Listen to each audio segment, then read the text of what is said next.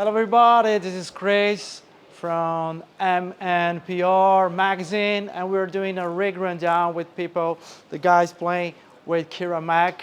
We're here in Bristol, Thekla, and this is Joe. Yeah. Hey guys. How are you doing, Joe? All good, mate. How are you doing? Yeah, I'm very good, Yeah, man. lovely, Thanks for nice to having, see you. thanks for having Not us. a problem, mate. Yeah. Absolutely, my pleasure. And let's talk about gear. Mate, Yeah. do it. We love it. Yeah, 100%. that's the time. Yeah. Tell me your guitars. Yeah, what are you doing? So the guitar. We'll start off with this one. This was actually made by a guy that I used to work with. His name's called Steve Crawford. He runs a guitar company called Rotten Guitars. Okay. He's just started making them. He's building me another one at the moment. And it's a lovely sort of double cut junior style guitar. I think it's a Cream Tea pickup, a company just outside of Liverpool. Cool. And it was just, he just said to me, it's sat in my garage, do you want to take it out on tour? And he's always been keen to, he's got a few other guitars and things that he's made, so he's like, do you want to take it out? So I said, absolutely, mate. And, strung it up, got my nice gauge strings on it that I like. And Gauge-wise, what? Nines. Nines. Cool. Yeah. So I like the ease of playing. Are you tuning standard or? Standard. So this one sort of deviates sometimes. Okay. It's standard or drop D, basically. All that stuff is either drop D or standard. Okay. So yeah, but this sounds really cool, and maybe we'll get some. Yeah. Got a bit of a. Let's move away from that speaker.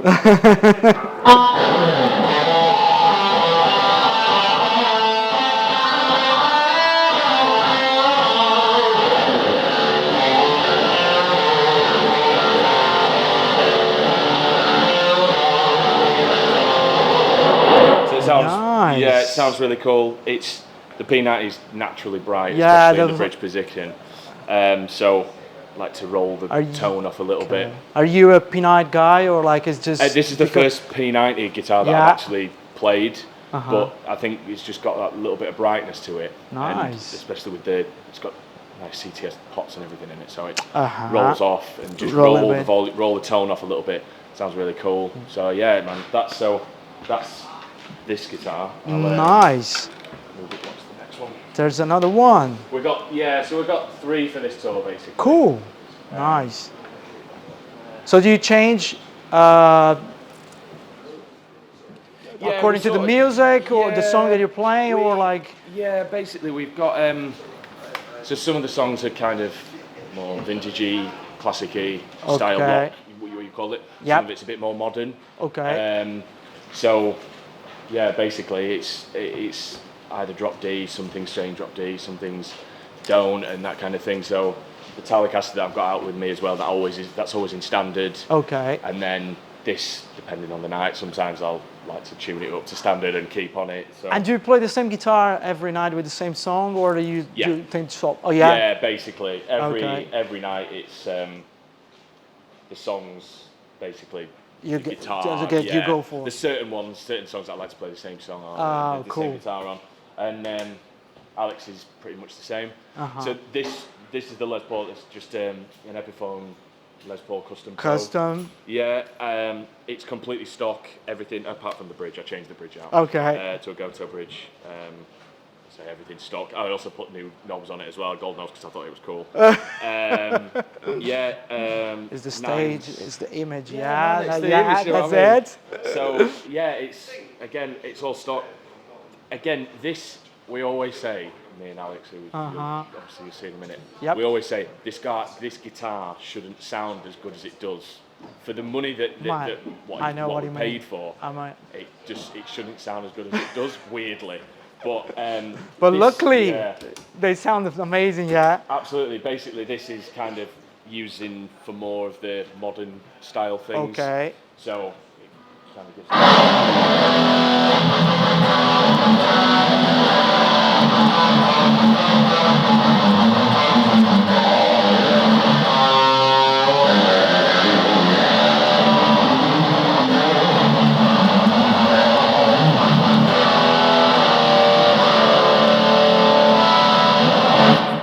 Huge, man. Yeah, it sounds huge. That's changed it up a little bit for the tour. So basically, like I say, we have got a more modern-y style stuff, and then more classic-y style stuff. So the guitar that you played on, using a Silvertone amp. An amp I'm not familiar with. But when we were setting up the things, just came across it on all the Kemper stuff that I've got saved on the computer, and I really, really liked it. And then the sound that you just heard there is a capture of a Mesa Mark V, basically. Big Metallica fan, so it's a classic amp, do you know what I mean? So I thought, well, it's got to be used. Go for it. So yeah, like I say, everything's Kemper. Nice. All running Kemper, and then the final guitar, which is a Tele. Yeah, Tele. You gotta do a Tele. Again, it's a Squire Classic vibe Tele, so it's not a proper Fender or anything. But I just really liked it. I really liked the neck on it. Yeah. So it's a 50s style Telecaster, but the neck, like inherently, you kind of check out with the Telecaster's 50 style. The necks are really, really chunky. And it looks beautiful with this finish. Look really cool. Yeah, do you know it looks what I mean? really It's really cool. The hardware has started to sort of wear away, which is quite cool. Just from being played and all that kind of stuff. Yeah, man. It's again, this is its first time out on tour, so it's been used for the first 2 songs. Nice. It's our new single, Scorned. This was used on the recording of that. The intro, so it's got a nice vibe to it. Cool. So yeah, So you tend to do the same parts that you record, you do live? Yeah. Yeah, you and Alex. Essentially, yeah. Again, it's another great thing with the Kemper. You can bring the same presets, the same sound to the stage, Exactly. That's one of the great things about it, basically. And like we were just saying off camera, that it sounds the same every night, no matter what room you're in, that kind of thing. So it's always a good thing. Yep.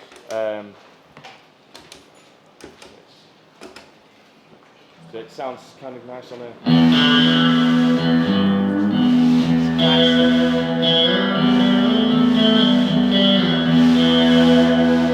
Sounds just sound.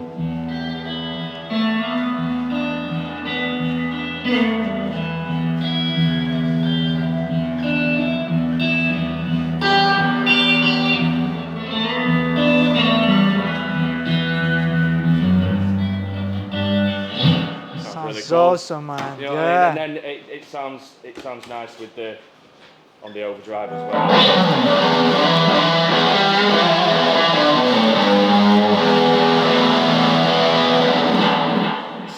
It's just got the classic Tele vibe. Tele vibe. I mean? So I'm a big Tom Morello, Rage Against the Machine fan, so that's again the reason behind love Bruce Springsteen as well. So got to love. Always got to be the 50s butterscotch, that kind of thing. So yeah, that's pretty much it. Awesome. That's let's talk about so you're using a Kemper. Yeah. So obviously going straight to the. Yeah.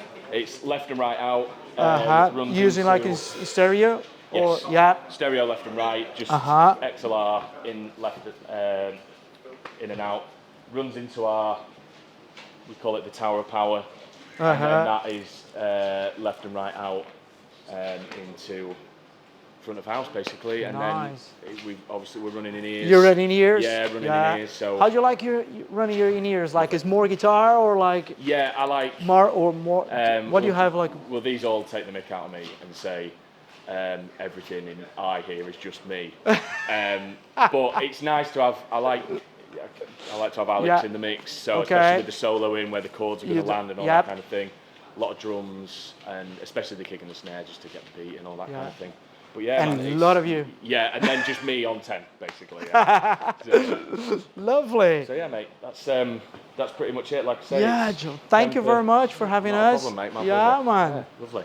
Cheers. Thank you very much, buddy. Yeah, you too. Thank you. Cheers.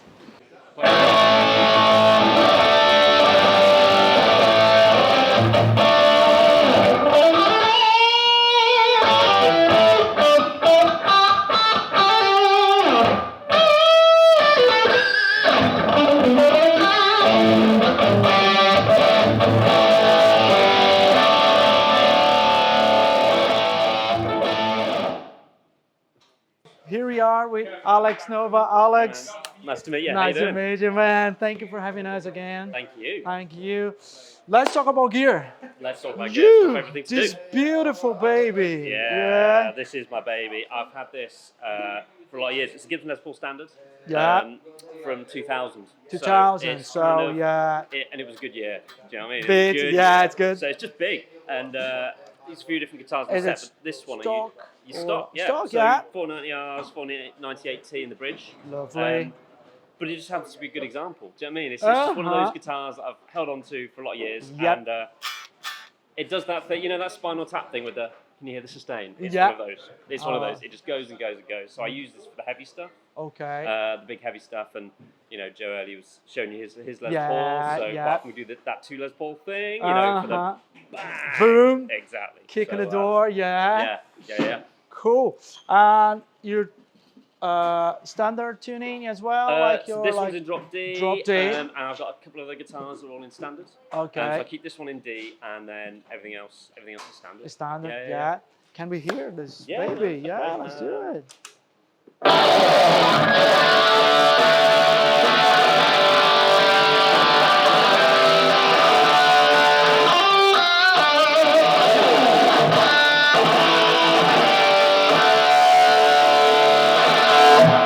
So it's just big. Big. It's just a big guitar. Are you running as well stereo? Yeah. Yeah. It's just I mean, I do some sort of little tweaks on the Kemper, but it's all Okay. fairly standard, just a stereo out. You go to amp? Do you have a go-to amp on the Kemper? A couple or of like, different ones. I've gone quite different actually for the new songs we're playing in the set tonight. Okay. So I use a lot of Marshall sounds. I was always a Okay. big amp guy, so going to a Kemper was a really big step. Okay. And I love a big Marshall. How do you feel the difference between like a real Yeah, amp yeah. pushing air Yeah. behind you? Yeah. Because I'm this cool, Yeah. you know, and working with Kemper. Do you know what? It wasn't as much of a step as I thought it was going to be. Okay. I held off on the digital thing for a long time. I'd always had like a Line 6 this or whatever, tried little things for practice. But when I played live, I wanted it to be the trouser flapping, boom, Yeah. Marshall stacks. But when I tried that, it was as close as it could be. There was no Okay. delay, you know, the Yeah, feel the feel is the was same. there. Exactly. Because Because that was the thing, you know, the previous generations, the sound was cool, mm-hmm. but the playability was, whereas the Kemper, it's just on fire. Yeah. And the setup wise, because I used to have big pedal board, I'd plug it up every night, then theuld be a loose connection, something carrying like all the stuff, carry it yeah, all around, like, yeah. get Joe to carry the head in because he'd always hate that. So in the studio, I'll use lots of amps and effects, and, you know, bits and bobs, play around, because I really love effects pedals. I like playing with sound. But for live, all I do is I've got an expression pedal for a while. That is it. All the other effects that I'm using live are the built-in Kemper ones. Okay. Awesome, man. Let's go for another one. Should we try another guitar? Yeah. Cool. Thank you, Max. So this one, I like this guitar a lot. Yeah, it's a good telly. It's a great you can't telly. beat a good telly. It might not actually be a Fender. Okay. I had a guy build me this actually, a guy called Michael Coling, who is a session player from back in the day. So this is California Artist Guitars T. And what I really wanted was something that was very traditional. So I basically got him to do me essentially a 52 Blackguard style thing. Okay. And it's got that big, wide open kind of pickup. It does the rock and roll. Okay. It does the rock and roll. I use it for the gentler stuff too, but it's just got a sound that is just big. Let me find you something.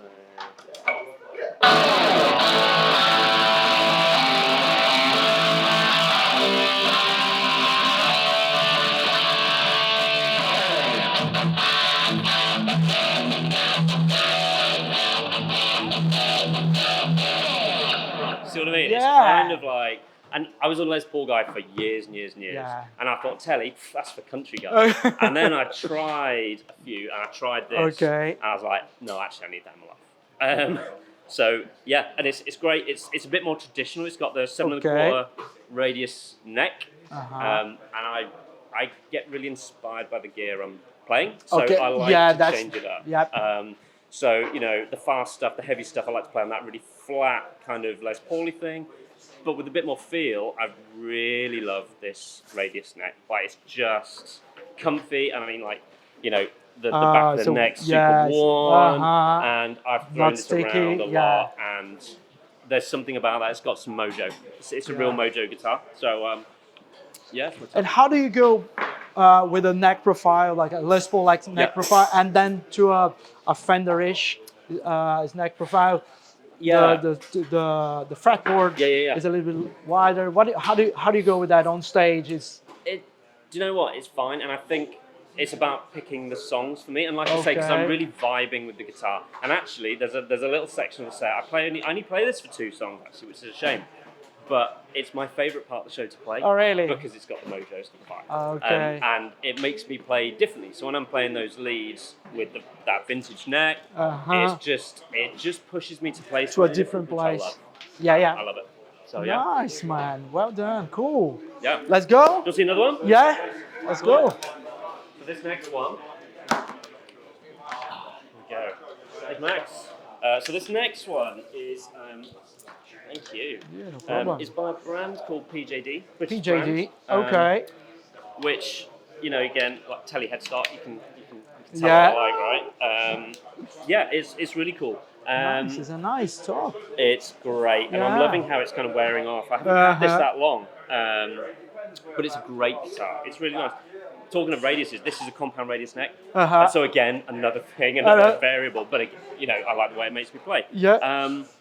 This has got some cream tea pickups in. Okay. They're Scan ones. I got them to do some tweaks to it. The off the shelf has got a P90 in the neck and something in the bridge. Okay. So I was like, no, for Kira Mac, I need a bit more oomph. And this is kind of like my bluesy vibe guitar. I mean, you can see it's semi-hollow, and I can do kind of everything from the slight crunch through to the big stuff. And I've got coil taps on it, so you can... Exactly. So these are Scan ones, cream teas, and they're based on a 59 Les Paul. Okay. And they've got that beautiful high-end, really open sound, but also crunch up really well. So it's a great guitar. And strings-wise, what gauge are you using? Gauge, I use 10.5s. 10.5. Difficult. Okay. So me and Joe, we talk about this all the time because he's using those kind of like really light, twiddly strings. I liked it to have a bit of fight. I really like to, really dig in. Okay. I think I went to 10.5s because I thought, I'll go to 11s. I'm working my way up, but actually, I've just stayed on the 10.5. And you play standards, so that is pretty. So heavy. It's 10.5. You've got. Yeah. But I've got a really heavy right hand. So what I found with lighter gauge strings is I'd hit that bottom E and it'd warble all over the place. So I needed something to tighten up. And then, I really liked that vintagey sound, like that. And I sat there kind of watching videos of Stevie Ray Vaughan back in the day. And I was like, I need 13s, which probably not. But the 10.5s were kind of my compromise. So, do you want to hear a bit of this? Let's do it.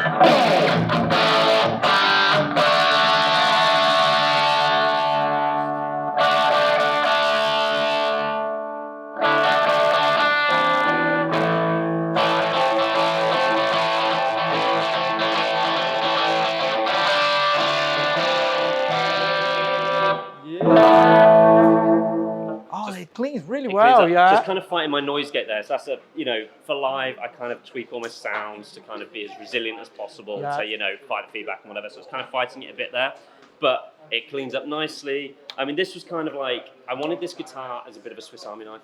Okay. You take it to the studio, you've got one shot, you've got one guitar, get some sounds, do some stuff, and this was that, with that kind of vintagey vibe. So, nice. Yeah.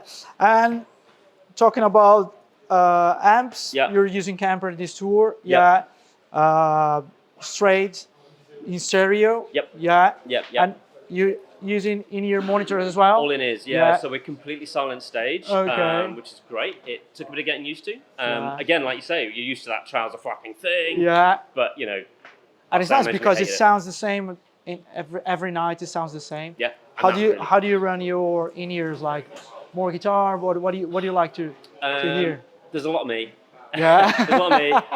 But what I really want guitarists. I know. It's my in-ear monitor is just guitar in my voice. Is it? That's it. I like a lot of a bit of bass. Okay. Kick and snare, and then a bit of Joe. Just so I know if he's wiggling. It's still If there. he's doing something else, you know, if I'm trying to keep up, like playing a solo, I need to obviously know what chord he's where playing you or are, yeah. whatever. And if he starts playing something else, I need to do whatever. So, but yeah, I mean, what I really want from mine is that lively mix. Okay. And I want something that feels like we're playing live. Live. So what we tend to do actually is run. We've got some ambient mics. Okay. So we can have a bit of the this crowd, is so cool. and I'm getting the sound bouncing off the back as well. So it gives me a bit of that live feel that you kind of can miss if you're in too sterile. So yeah, definitely. Awesome, man. Thank you very much. Thank you. Yeah, it was great to meet you. Lovely to meet you. Great to see you here with your gears. And that's it. It's my favourite. It's definitely my favourite. It's all our favourite when he's not in the house.